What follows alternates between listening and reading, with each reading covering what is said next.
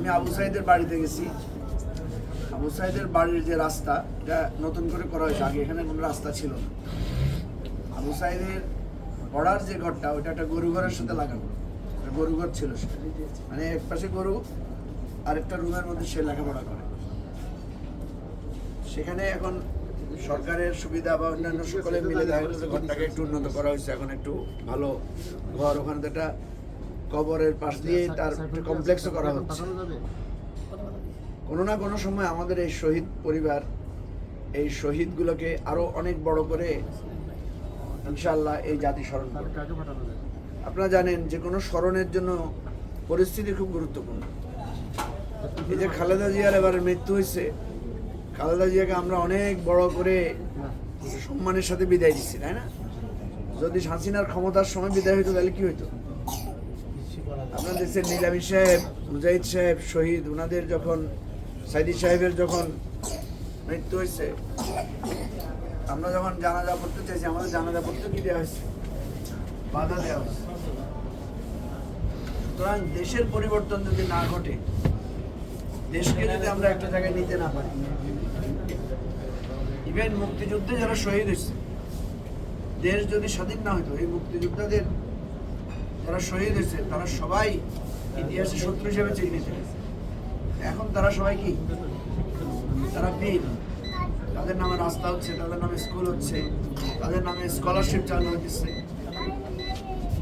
আমরা যদি রাষ্ট্রকে না বদলাইতে পারি, শত্রুরা যদি আবার ক্ষমতায় আসে, তখন দেখা যাবে যে তারা আমাদের শহীদদের সম্মান কি করবে?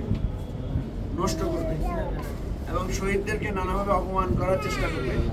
একইভাবে আপনাদেরকেও নানাভাবে অপমান অপদস্থ করার জন্য তারা চেষ্টা করবে। সেই জন্য আমাদের আজকে আমরা যে দাবিটা তুলছি, জুলাই সনদ বাস্তবায়ন করা, গণভোটে হাত দেয়া এবং এটা নতুন রাষ্ট্র ব্যবস্থা চালু করার জন্য চেষ্টা করা, এটা আমাদের সবার গুরুত্বপূর্ণ দায়িত্ব। সেই জন্য আমরা সবাই মিলে চেষ্টা করতেছি।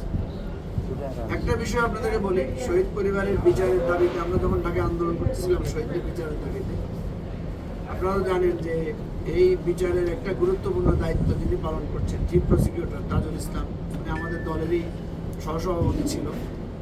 ওনাকে যখন প্রস্তাব দেওয়া হয়েছে চিফ প্রসিকিউটর হওয়ার জন্য, আমরা প্রথমে রাজি ছিলাম, কারণ উনি আমাদের দলের একজন গুরুত্বপূর্ণ নেতা। ওনাকে যদি এই দায়িত্ব দিতে হয় তাহলে ওনাকে আমাদের দল থেকে পদত্যাগ করতে হবে, আমরা একজন নেতা হারাবো। তখন প্রফেসর ইউনূস আমাদেরকে বলছিলেন যে তোমাদের দলের স্বার্থ বড় না দেশের স্বার্থ বড়?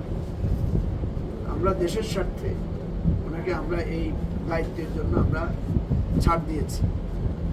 উনি আমাকে যেটা বললেন যে আমরা বিচার তো রাস্তায় ব্যারিকেড দিয়ে হবে না, বিচার তো আন্দোলন করা হবে না। বিচার করার জন্য কি লাগবে? বিচারের প্রক্রিয়া আছে, সাক্ষী লাগবে, সাক্ষী প্রমাণ করতে হবে, এটা হচ্ছে বিচার।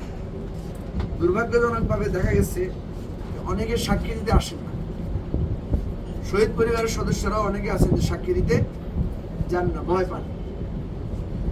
আমি নিজেও 2টা মামলার সাক্ষী, আমি নিজেও যেহেতু আহত, গুলিবিদ্ধ হয়েছি, সেই মামলার আমি নিজেই একজন সাক্ষী।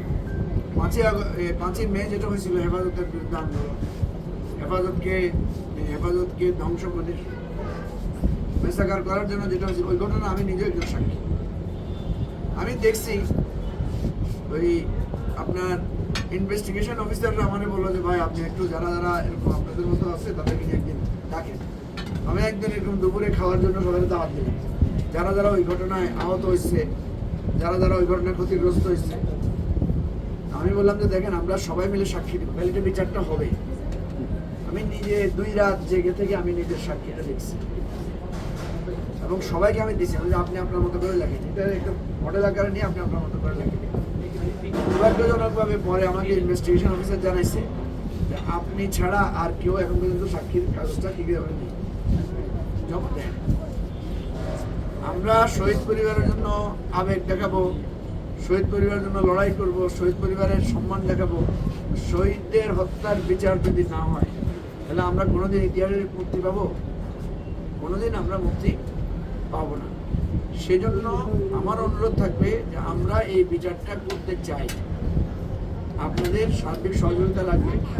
আমরা সবাই মিলে যদি একতাবদ্ধ থাকি তাহলে তাহলে ইনশাল্লাহ এই বিচারটা হবে, এবং এই বিচারের মাধ্যমে যারা খুন করছে, যারা এত বড় একটা হত্যা যজ্ঞ করছে, ইতিহাস থেকে তারা কালপ্রিট হিসেবে চিহ্নিত হবে।